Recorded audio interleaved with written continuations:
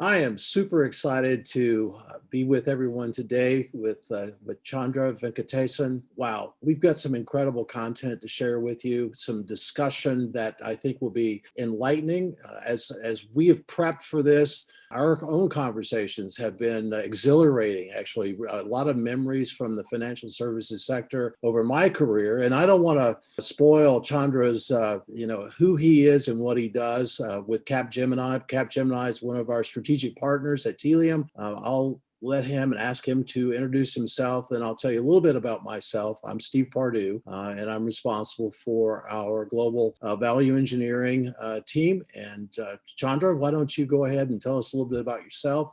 I'll follow up, and then we'll get into the content. All right. Awesome, Steve. So, hi, thank you, everyone. Thank you, Steve, and thanks, everyone. So, I'm Chandramouli Venkatesan, quite a long name. You can call me as Chandra. I lead the go-to-market for our digital marketing for banking and capital markets. So, I have the unique privilege of working with a lot of our banking and capital market customers on their digital marketing priorities. Prior to this, I built my own sort of CRM platform for the regulated industry, and kind of sold it off before I moved on to Capgemini. So looking forward to a lot of interesting insights that we wanted to share with you today, especially around the state of data, the state of trust in the market, and most importantly, how COVID has shaped up or shaped up the customer experience and what is in it for all of you. Thanks so much. A while ago, you and I were chatting before we hit the record button, and I was laughing with Chandra about how through all these years, the objectives that financial services organizations, fintechs, the new age financial services blended company, the objectives are the same. Over my career, I have been at this for quite a long time, and I spent a little over 20 years dedicated in financial services. And I was kidding Chandra and saying that, wow, 30, 40 years ago when I started my career, these were objectives that we all had back then. The difference is we just didn't have the technology to enable us to really execute and fulfill on those objectives and those dreams. But we've continued from banking 1.0 to banking 2.0 and so on and so forth. We've continued to do those things, if you will, from the old batch days to online real-time processing, et cetera. So that tells you a little bit about where I've come from in my lifetime. Started out as a developer, but came into a product world, worked with Visa for a number of years, and have had the great opportunity to do many different things, including being at Telium for almost 8 years now, and being able to do a lot of crazy good things with data. So I'm going to be quiet, Chandra, on some of those experiences that we've shared and the stories that you've dug up with. And through your research, let's talk about some of those things and see what anecdotes we can pull out that we can share with our audience here. Absolutely, Steve. While I'm sharing my presentation, so I think you made a point around how many years some or decades some of these things have been spoken about in terms of priority around customer experience and all that. The one thing that we really found in the research is the amount of change that has happened over the last 18 months from the onset of the pandemic, if you will. So this is a report that we did literally in the middle of the pandemic, and some of the interesting insights that I thought is worth sharing in this forum is the things that's causing sleepless nights for a number of the executives. So the number one on that is competition from the new age players, especially for the retail banks. Steve, we have been discussing about the disintermediation that has been happening in the banking sector, right? So it's not just in payments, but it is cutting into credit cards. It's wealth management, pretty much into sort of all of these different facets of banking, if you will. And digital and data is playing obviously a major role in how this entire thing is getting shaped up, right? So that's like the number one thing. The second thing is the economic uncertainty, the continuing economic uncertainty, right? Stock markets are doing extremely well, but the point is, you never know, right? So when it's going to turn down the other way. So there's definitely a lot of economic uncertainty in the market, and then the third one is the evolving consumer behavior. There's a rapid shift. I feel that it has been a little bit undervalued in terms of 38%, and we will see that in the next slide, right? So in terms of the perception by the organizations and and what the consumers are thinking, right? So the evolving customer behavior still continues to be an important key thing, but it has changed so drastically during the pandemic, right? And we all know that some of them are going to continue to stay, especially the digital behaviors, and which is quantified today by the results that we are seeing from all the digital big techs like Google and Amazon, and the kind of sales that they are reporting, right? Clearly shows how the behaviors has drastically changed from a consumer standpoint. Oh, you're so right. And when I think about this word disintermediation, oh my goodness. I can't remember what year this was, but I remember back when Microsoft was really trying to roll out heavily Microsoft Money. And remember, this was the days of box software, before we had software as a service or a subscription model. And I remember Bill Gates calling bankers dinosaurs. I mean, I can hear him say this, and it's really been interesting because that set up a framework of lack of trust. And that is still, to some extent, a concern that a lot of organizations, especially the old folks who have been around a long time in the banking industry, have seen the emergence of fintechs and seen the emergence of the new age players. But trust is really a key critical component of not only the bank's ability to compete going forward, but also consumers in terms of their willingness to share their information, to go into creating better experiences. What's the value exchange of my data for those services that you're going to provide me to make those better for me? So this issue of disintermediation, who's going to win the race the fastest in terms of deploying greater experiences to create that relationship between the consumer that's stronger. So those are very interesting points that you're making there. And of course, when you collapse everything into the last 18 months and how the world has so incredibly changed, the dynamics in banking, how they deploy their services. We had a rush to digitization before the pandemic, but now, oh my gosh, it's a rush on steroids as we begin to have to, without any question, we must achieve digitization across all of our channels and improve our customer experience. Else we could be disintermediated as a financial institution. So that brings in the question of, well, where do we partner? Who do we partner with? And how do we, an old saying that I remember back from my background is meet the customer where they are, not where you want them to be, meet them where they are. And I think that's going to be an important part of where do consumers, Gen X's, Gen Y's, Gen Z's, where are they and where do they want their banking services to be, or financial services, let's say, to be delivered to them? Yeah, absolutely. I think you brought in a very valid point around trust, Steve. So I was, reading the trust report, right? The Edelman's trust report, and one of the things that I saw is, the consumers' trust on pretty much government and NGOs and you name it has actually gone down.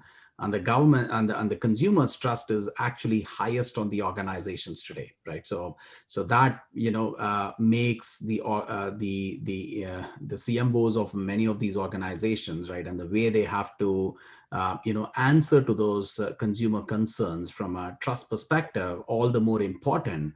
Right, and it's a great opportunity for them, right? And we will see some of the data around trust in the slides to come. So going back to, jumping back to customer behavior a bit, I mean, I was telling that the customer behavior, the concern was just 38% changing customer behavior.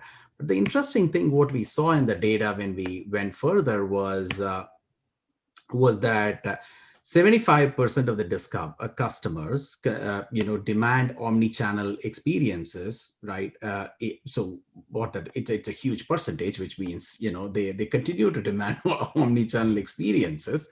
And 40% of the customers face medium to high friction in their consumer journey, right? So I think there is, on one side, while there might be a lesser, or probably a third more important thing is changing consumer behavior. I think being able to understand that behavior and continue delivering those seamless experience for the customer is really, really important, at least from a customer standpoint. Oh, you're so right. The objective, and this just doesn't apply to banking and banking financial services in general. This applies to every online experience that we have. We need to have a frictionless experience across all of the touch points that we as consumers choose to engage with a brand. So if I'm a retail brand, or I'm a bank, or I'm an insurance company, I'm a publisher, wherever I engage with my consumer, we need to do whatever we can from our data supply chain perspective to facilitate throughout our entire ecosystem that frictionless. Jeff Lunsford, our CEO, loves to talk about frictionless disruption.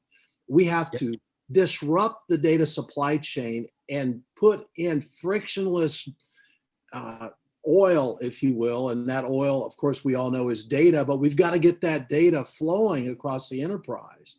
And that's how we're going to reduce that 40% sitting here and get rid of that friction. But the piece where we are today, removing that friction from the silos, whether it's in a retail e-commerce company or in a bank, as you get down to, the devil's in the detail, or the frictions in the back office, maybe, so to speak, it gets harder and harder to do unless you have a data strategy that allows you to really look holistically at the entire organization. And everywhere we touch the end consumer, from the call center to the branch, to the web banking application, to the ATM, it really doesn't matter. We've got to be able to remove that friction, because quite frankly, that experience is probably our competitive advantage as a financial institution. Absolutely, Steve. And you mentioned about the importance of data and bringing the data together. When we first looked at it, 75% customer demand omni-channel experience. It just, this question occurred to me: aren't we talking about omni-channel experience for the last decade or two, if at not least more? At least. Right? So, and why is that 75% of the customer continue demanding, which means that they are not getting it, right? Right. And this sample size is pretty much across all the banks, right? So which means, at least in the market, 75% of the consumers still believe that they don't have the omni-channel experience that they need. And it goes back to, when we looked at it a little bit, deeper. If you look at the channels that are there, it talks about website, it talks about mobile banking. Some of these are basically real-time channels, right? So I think thinking about more than the data, it is important for the banks to really start thinking about real-time data, right? And how do you really sort of connect these real-time data across multiple channels and use that to seamlessly drive those experiences, orchestrate those experiences, make it more personalized based on the real-time context, right? That's what the consumers, in my opinion, right, the way I am at least interpreting this metric is really about, it is about the real-time experience that consumers are expecting from financial institutions. Well, it's so important, because when we think about it, our life, not only has COVID disrupted our lives, but life itself disrupts our whole thought process, the motion that we have, and trying to get things accomplished. I kind of think sometimes we're all a little ADD, because our attention span on the internet just which of course is everything we do today. We're connected all the time. Our attention span is on a decreasing curve. I mean, we are just less and less time are we focused on getting that thing accomplished, whether it's something that we want to do or something that a brand, a bank, a retail organization, a publisher is trying to get us to do. We have very limited amount of time to influence consumer behavior as a brand, no matter what we are. So I think the average attention span on the internet today is less than that of a goldfish, less than 8 seconds. So we have a very limited amount of time to engage. And then there's a trailing effect of influenceability. And we basically just got about an hour's worth of time to influence a consumer after we engage with them. What that says, because we're disrupted from the phone to our laptop to our tablet to doing all these different things, and the kids interrupting us at home, especially now, is we have to be able to move that data seamlessly across the entire organization, so that if I choose to complete the journey or take the next step in my journey, let's say for my mortgage application or opening a checking account, maybe I started that online, but now I'm going to call the call center.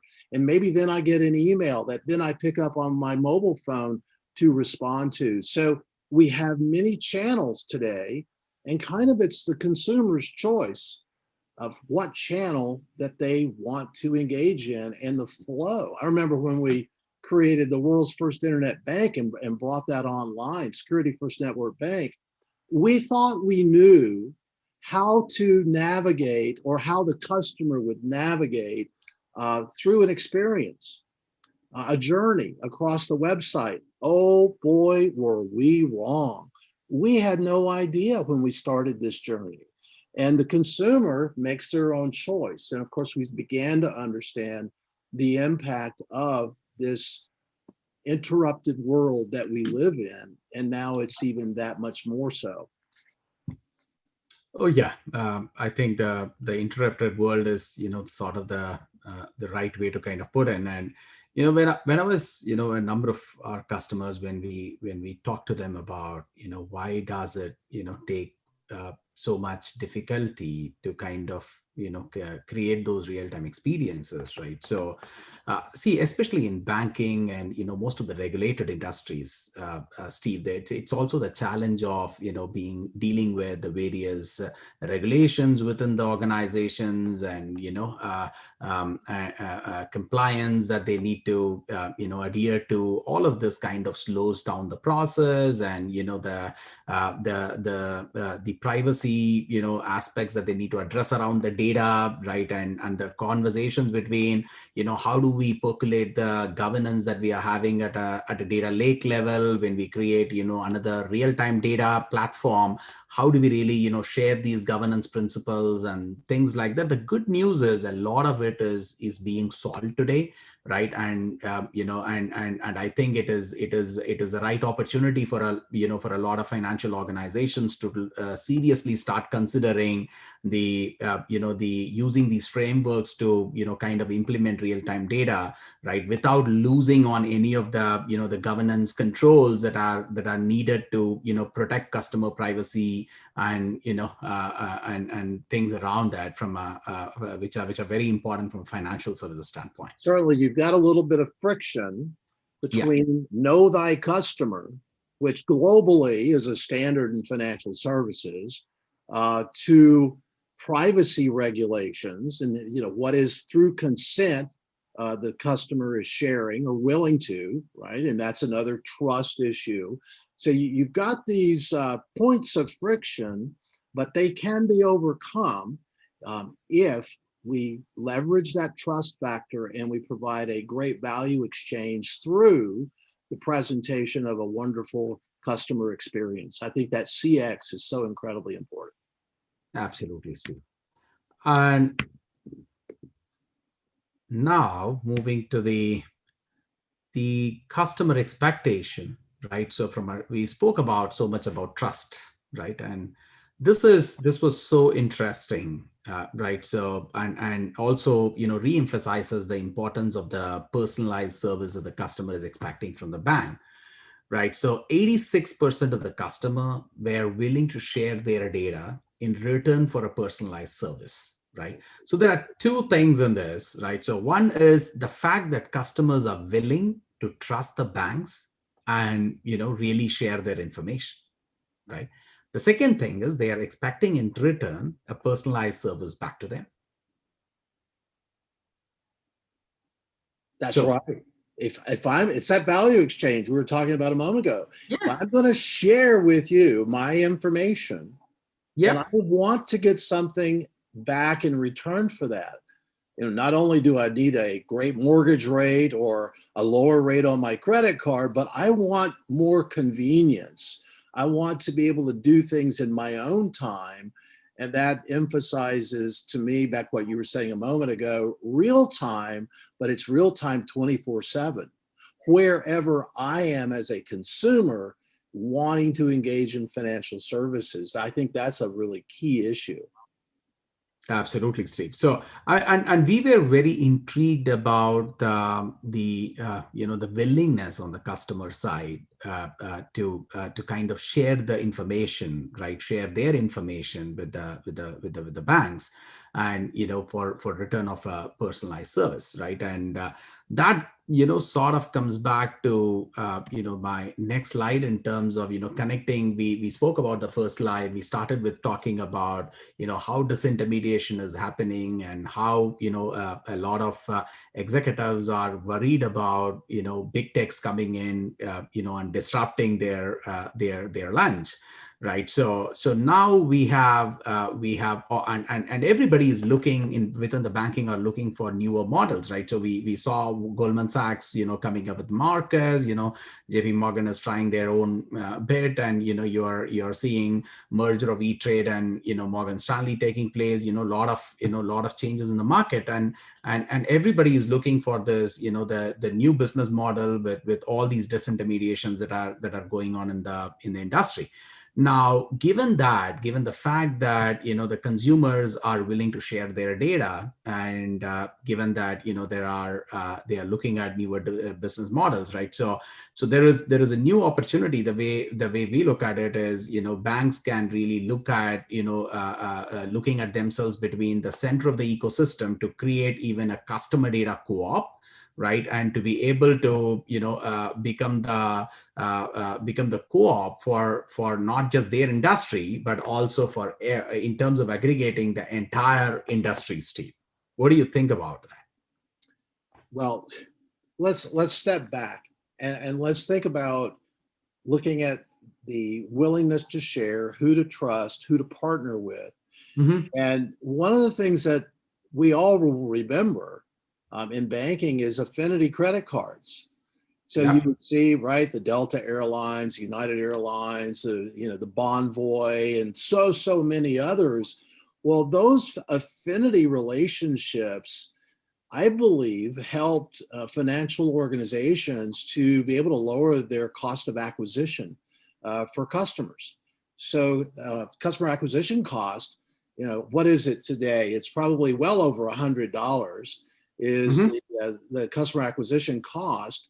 And I would speculate, and I believe I read this in your report, is that by partnering, we should be able to see a reduction of customer acquisition cost by maybe a factor of 10, down to Yep. $10, because you already Yep. have brand affinity between two partners, which create a higher visibility, or maybe top of mind awareness and selection to engage with that partner. So I think looking at this broadly, any financial institution, whether they're old school, where I came from, or they're all completely the new age version of whatever financial services is, partnership's going to be key and critical to being able to drive deeper penetration. And I believe in your report I read that the underbanked and unbanked is a huge opportunity market as well.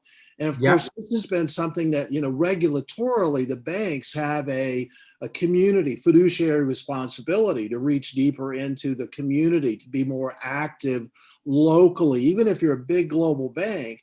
And so these mechanisms are incredibly important, that partnering and how do we reach into the community and provide better services of advice. And I think this gets into the other thing. It's, I don't just want to be able to make a payment. That's where my background came from. But I need help in managing my money. I need help in having an advisor that I can trust to help me navigate financial waters, because not everybody is totally financially literate. So being able to not only establish trust, but to establish that relationship. And where is that relationship going to be manifested? I think you were starting to allude to a recent study that banks are now more trusted than social media. Yeah. And it's just like, wow, you know, in this highly politicized environment, that a bank would be more trusted than. So things are really interesting right now. You know, any comments on that? No, I mean, it was. I think that puts the onus back on the bank's executives, right, to kind of reciprocate that trust, right, Correct. in the form of talking about the key issues in the market, right? So in with respect to diversity, with respect to the unbanked populations that you were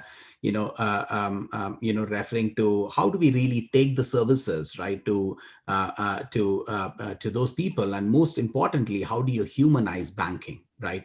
And to be able to do that, data is going to become extremely critical, because you really need to understand the consumer, right?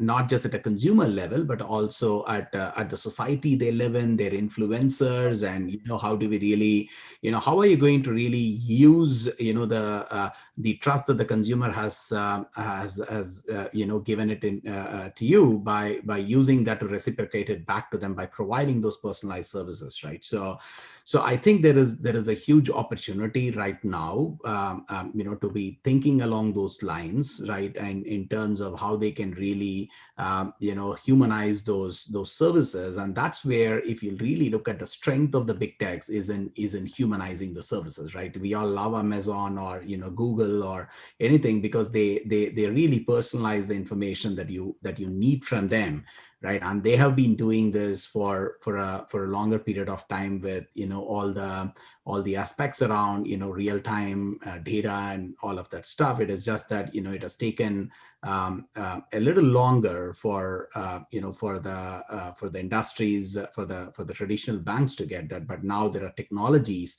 to that they can adopt to deliver those sort of experiences, if you will. So right. So this has been a fantastic conversation. Chandra, I know you and I could continue having this conversation for hours upon hours based on all of our experience and all the financial services folks that we've spoken to over our careers.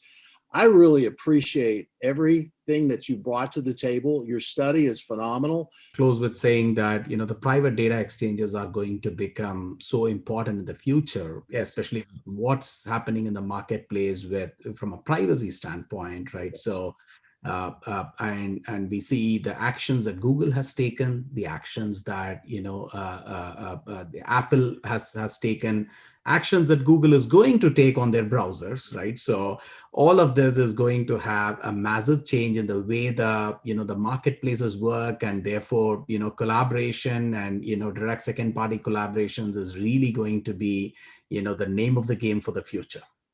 Certainly is. Well, thank you so much. Very much appreciate it. Thank you to everyone in the audience. It's been a fantastic time.